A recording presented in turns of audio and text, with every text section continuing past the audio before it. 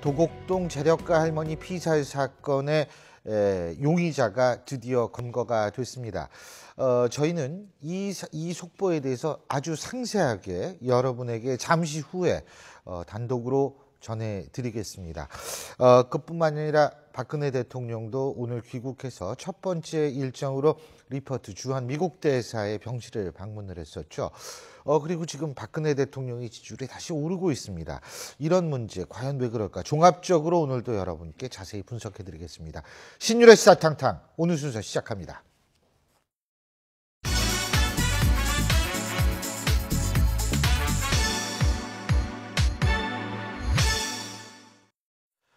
예, 언제나 날카로움과 그리고 여러분한테 시원함을 선사해 주시는 분이죠. 오늘도 박찬종 변호사와 함께 정치권 이슈 자세히 분석해 보겠습니다. 어서 오십시오. 네, 안녕하십니까. 예.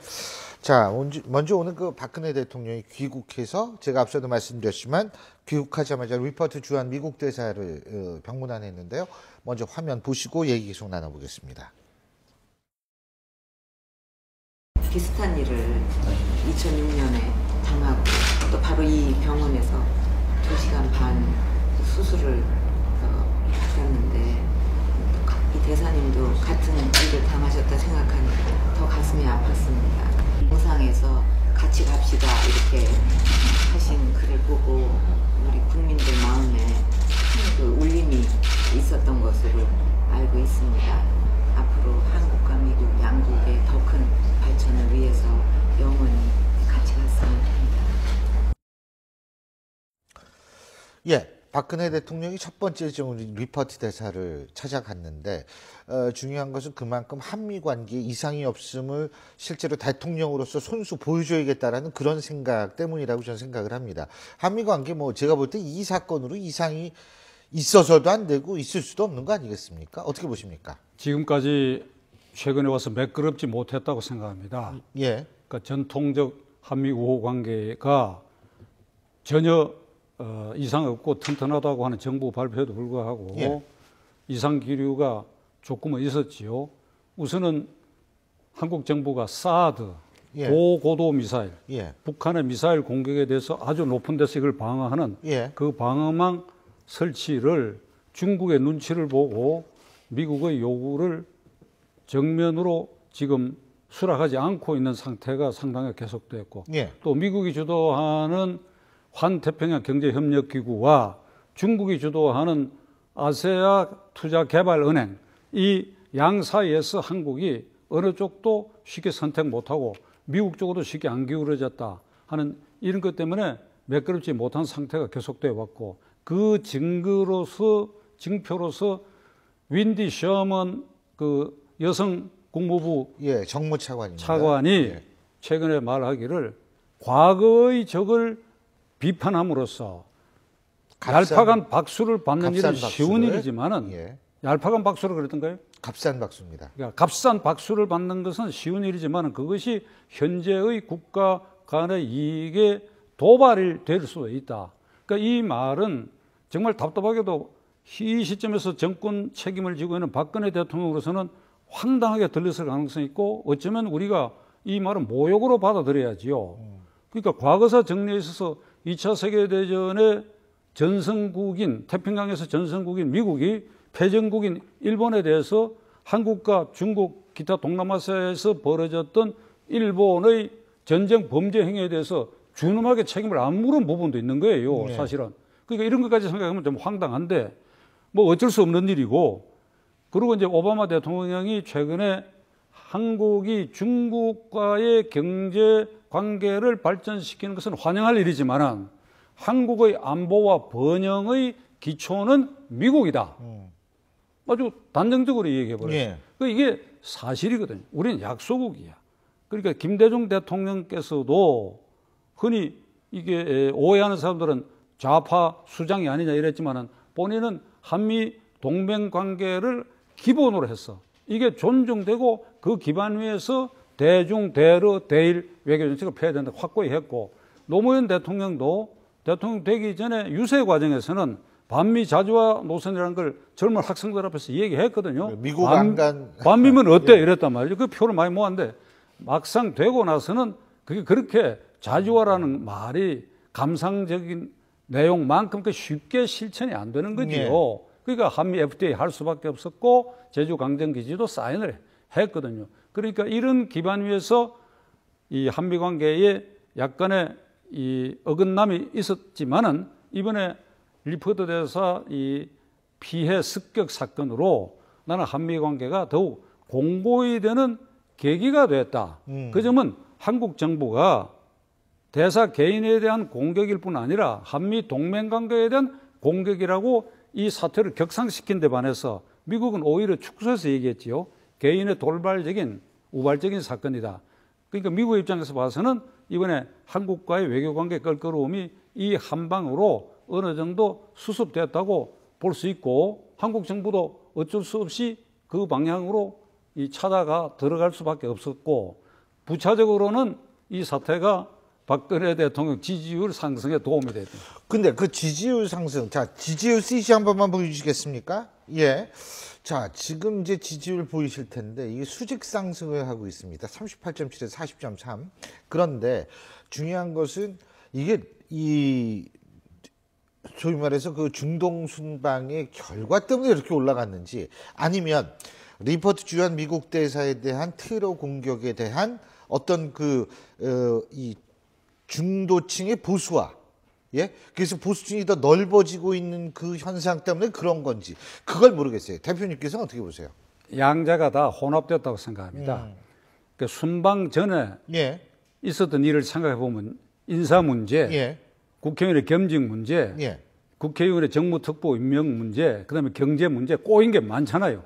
그러니까 비서실장 교체한 직후고, 그러니까 뭔가 답답한데 일단 비행기 타고 휙 날아가서 그리고 휙 날아갔던 걸 방송국가 적합한지 모르겠는데 그 날아가셔가지고 그래서 이 무슨 원전 MOU 계약이라도 일단 체결하고 그리고 또 이런 이제 긍정적인 모습을 보이고 일단 숨통 트는 모습이 이게 답답한 걸 풀어주니까 어떤 역대 대통령도 외국 순방에는 지지율이 다 올라갔다고 하는 상황이 이번에도 반영됐다고 보고 국내적으로 지금 신 교수님 말씀하신 것처럼 지지율이 급락한 원인 중에는 전통적 지지자의 이탈이 있었다. 대구 경북을 비롯해서. 그리고 이제 중도층이 이탈을 한 것도 있고요. 전통적 지지자 중에 대구 경북을 비롯해서 중도층 이탈이 이번 이 피습 사건으로 다시 이렇게 상당 부분이 돌아온 부분이 있어서 이 두 개가 서로 상호 보완적으로 상승한 이유가 될 것이다. 저는 여론 분석 전문가가 아닌데 내 느낌으로 그래요. 오선 의원이신데 그 여론조사 분석가 전문가. 오선 의원은 뭐 지금 야인인데 뭐. 별 말씀을. 야의 소리는 열심히 들으니까. 자, 그리고 야의 소리를 말씀하셨는데 인사청문회가 시작이 됐습니다. 근데 인사청문회 이걸 보니까 지금 장관 후보자들의 공통점 네 분인데 네 분의 공통점이 있어요. 위장 전입입니다. 근데 이게 저는 이런 생각이 드는 게 인제는 뭐냐면 위장 전입 잘못했습니다. 예? 이 자식 때문에 뭐 때문에 이 시만 하면 끝나는 건지 어떻게 보세요? 끝나지요. 지금까지 그거 끝났고 끝났죠. 그 프로세스 다른 어떤 알파가 드러나면 이제 낙마를 하고 그랬는데 저는 이번 이 청문회는 단순히 후보자들의 신상 문제나 정책 검증 문제 이거 이전에 이번에 2명의 새누리당 의원이 이제 장관 후보자로 지명을 받아서 이 사람들이 통과해서 임명받으면 통과될 거예요. 그러면 6명, 내각의 강요가 현재 18명인데 TO 중에 총리까지 포함해가 3분의 1, 6명이 새누리당 현역 의원인데 이번에 된 사람은 내년에 국회의원 입후보라 그러면 연말에 사표를 내야 되니까 10달짜리 장관이고 총리도 그건 11달짜리 총리가 되지요. 그 지난달에 됐으니까. 그다음에 그 앞에 부총리 2사람하고 여성 장관들도 뭐 1년 반짜리가 되는데 저는 이걸 박 대통령이 결단을 하셔야 된다고 생각합니다. 나는 현직 국회의원의 장관 총리 겸임은 위헌이라고 보는 사람이고 헌법에 금지 규정이 없다고 해갖고 그걸 할 수 있는 일이 아닙니다. 국회법에 81년 50대 만든 국회법에 총리 장관 겸직은 가능하다고 하는 그 조항을 지금 들이미는 모양인데 그건 잘못된 것이죠. 그 뒤에 헌법 개정에 있었고 우리 헌법은 철저하게 상권 분립 기조 위에 서 있고 이런 여러 가지를 감안해 볼 때 국회의원의 자율권 행사를 저해하는 일이 되기 때문에 나는 위원회라서 길게 설명 안 드리겠습니다만 나는 헌법학계 회장을 지낸 헌법 전문가들하고 내 나름대로 여러 가지 이견을 수렴해서 토론을 해본 결과입니다. 그리고 이 헌법 6.29 이후 초안을 만들 때 이게 사실 금지 규정을 나는 넣으려고 했던 것인데 그러나 한두 명 되는 건 그 뒤에 이제 묵인해 왔단 말이죠. 그런데 이번처럼 6명이나 되고 더 나아가 정무특보까지 대통령의 비서까지 국회의원으로 임명하는 이 사태가 됐기 때문에 예. 저는 이참에 대통령이 결단하셔야 되는데 어떤 결단을 해야 되느냐? 그럼 이 두 사람은 통과된다고 보고 6명의 총리, 장관, 현역 국회의원은 선언을 해야 돼. 출마 안 하겠다. 내년 출마 안 한다고 다 내고 선언할 수 있어야 돼. 근데요, 지금 이제 아까 정무특보 잠깐 말씀하셨는데요. 지금 정의학 국회의장이 법률적 검토로 지시를 했습니다. 예? 그러니까 이 국회법 29조를 보면은요, 그 국회법 29조가 CG 준비가 되어 있는데, 국회법 29조를 보면은 지금 의원은 국무총리 또는 국무위원회 즉 이외의 다른 직을 겸직할 수 없다. 이렇게 되어 있고요. 화면에 보면 무보수 명예직은 된다고 되어 있지. 그러니까 이게 지금 정무특보가 법률적으로 명예직이 되는 거예요. 천만에 왜 명예직? 이 경우에 명예직이라고 하는 것은 무보수잖아요. 그러니까 무보수 가령 무보수라 하더라도 예. 이건 명예직이 아니에요. 국회법에서 말하는 그거는 해석을 한다면 이런 것이죠. 비영리 단체, 무슨 청소년 보호 단체 고문을 만나다라든지 예. 이런 경우를 말하는 것이지. 이건 대통령 임명장 주고 이 비서로서 활용하는 것이니까 이게 왜 명예직입니까? 아니지요.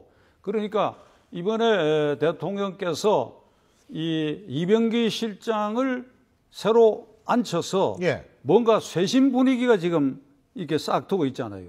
김기춘 실장은 1년 반 있는 동안에 6개월 지나서부터 사임 압력이 새누리당 여당으로부터 불거져 와서 예. 시달리는 사람인데 이번에 이병기 실장이 들어와서는 뭔가 바뀔 거라는 이런 분위기가 있단 말이죠. 예. 그러니까 이럴 때에 국회의원 장관 겸직자하고 총리 6명은 단호하게 다음 총선거에 나가지 않는다고 하면 아주 신선하게 들릴 겁니다. 이 대통령 소통이 제대로 되는가 하는 것이고 그다음에 정무특보 그거는 아직 임명장을 안 줬고 국회의장이 이것을 법률로 따지겠다고 하는 말이 나오는 것만큼이 청와대 부담이고 부끄러운 일이지요. 그러니까 이것도 철회하겠다 딱 이래 버립니다. 그러면 대통령 지지율이 지금보다 더 올라갈 거예요. 근데 아니 지금 저는 어떤 게 또 걱정이 되냐면 대통령은 임명장을 주려고 하고 국회의장은 법률적 검토를 해봤는데 이거 안 된다고 나오고 이러면 진짜 이건 제일 좋은 방법은 정무특보 내정자 3사람이 기자회견을 통해서 저희들은 사양하겠다고 그렇게 얘기할 수 있어야 돼요. 예. 이게 성숙한 모습이지. 그게 대통령도 편하게 하고 국회 쪽도 편하게 하는 방법인데 예. 이런 소란 끝에 가령 된다 한들 그들이 정무특보로서 무슨 기능을 어디 가서 어떻게 발휘할 수 있겠어요? 예. 계력 취급을 받지. 이미 그 3사람은 내가 알기로는 그 당내에서 계력 신세가 되어버렸는데 해봐라 이렇게 되어버렸다고. 자, 그래서 이 부분도 있고 또 하나는 이제 김영란법 문제. 이게 원래는 사실 리포트 대사의 그 테러 사건 때문에 지금 이게 묻혀서 그렇지 김영란법도 이게 계속 주초에는 문제가 얘기가 나왔었던 거거든요. 근데 김영남 전 대법관께서 이제 외국에서 귀국을 하면은 내일이죠. 성균관대학교에서 입장 표명을 한다. 지금 이렇게 되어 있습니다. 자, 법률가로서 김영남 전 국민권익위원장이죠. 전 대법관이 어떠한 표명을 할 거라고 생각하십니까? 야, 이게 내 마음대로 내 마음에 쏙 들게 이게 됐다? 그건 아니지 않습니까? 국회가 의결을 하고 48시간도 안 돼서 대한변협이 예. 2가지 문제점으로 위헌 제소를 해놨습니다. 하나는 공직자의 직무 관련성이 없는 대상자, 예를 들면 언론인, 기자들, 그리고 사립학교 교사, 이거 들어간 건 명백히 위헌이다. 그 다음에 이 불고지죄, 금품을 받은 당사자 공직자의 가족이 고지하지 배우자입니다. 않았을 예. 때도 처벌하는 거 이것도 이 형법과의 균형이 안 맞다. 예. 대체로 이 두 가지를 걸었는데 이게 이 문제도 대통령 결단에 달려 있어요. 이결이 됐기 때문에 정부에 이송돼서 대통령이 공포 절차를 밟는데 이 단계에서 이것이 거부권 위헌이라고 행사한다는 생각하면 말씀이시죠? 거부권 행사하면 다시 제2에 붙여지는 것이거든요. 만일 박 대통령이 이 문제를 원법 취지대로 정치인, 고위공직자, 국회의원들 이거 윗물을 맑게 하기 위해서 이 윗물의 부패 행위를 원천 차단하는 것이 규율의 대상이고 이번 이 심의 과정에서 국회의원들은 상당 부분 면책되도록 다 빠져나가 버렸어. 예. 그러니까 이것을 더욱 강화하는 대통령의 이견을 붙여가지고 나는 다시 해라. 이렇게 생각한다. 예. 이건 앞으로 제2하는데 다시 재의결하는데 이런 부분을 참작해서 재의결해라 하고 보내는 것이 나는 가장 합리적인 선택이라고 생각합니다. 그러면은 그 언론인 사립학교 교원들 포함된 거는 그거는 형평성의 원칙 헌법에서의 형평성의 원칙이나 이런 거에 위배된다고 생각하진 않으시죠? 김영란 권익위원장이 그 초안을 만들었던 그 원 취지에 거기엔 그게 안 들어가 근접하는 있었어요. 안 그게 의하면 이게 이를테면 윗물 이제 방송료가 적절치 않은데 예. 이 대가리들을 정화하면 윗물이 맑으면 저절 아랫물이 맑아지는데 자칫 이 법이 이대로 시행되면 송사리만 걸려들고 대어들은 다 빠져나가는 쓸모없는 법이 되고 무용지물이 될 위험이 있어요. 나는 그렇게 생각합니다. 그렇다면 대통령이 법률 참모의 이견을 받아가지고 예. 세밀하게 검토한 제2에 붙이면서 이견을 첨부하는 것. 이것도 이 시점에 대통령이 소통을 제대로 하는 것으로 점수를 따를 수 있는 계기라고 나는 생각합니다. 그렇다면 김영란 전 대법관께서 내일 본인의 입장 표명, 내가 원래 생각했던 것과 많이 좀 방향이 달라졌다라고 얘기를 한다면 그것이 대통령이 사인을 한다거나 혹은 앞으로의 국회의 어떤 액션에 영향을 미칠 거라고 보십니까? 깔아뭉길 수도 있지만은 예. 근데 이 경우 이름이 김영란법 아닙니까? 이 경우에 아주 좋은 것이 예. 대통령 아직 정부에 이송을 안 한 것 같은데 이제 이송할 거 아닙니까? 예. 그런 시점에 대통령께서 김영란 전 권익위원장을 초치하는 겁니다. 이게 소통이죠, 이게. 두 분이 여성이니까 초치해서 대통령 의견을 듣는 겁니다. 그게 법률 참모 배석하고 예. 그래서 청와대 독자안을 하나 만드는 거예요, 대통령 안을. 그게 아주 이번에 박 대통령이 그거 아주 좋은 아이디어. 아주 지지율 그러는데 지지율 상승이 아주 좋은 기회야 이게. 야, 그거 진짜 이거 꼭 청와대에서 보면 진짜 YTN 그렇게 하면 이 얘기를 듣고 좀 한번 그래봤으면 좋겠는데. 글쎄 말이에요. 그거 아주 아니 좋은 아이디어. 신율 교수께서 전화로 건의하세요. 방법이 없습니다. 민정수석실에다가. 민정수석이 누군지도 모르는데요. 제가 오늘 말씀 여기까지 듣겠습니다. 고맙습니다. 네.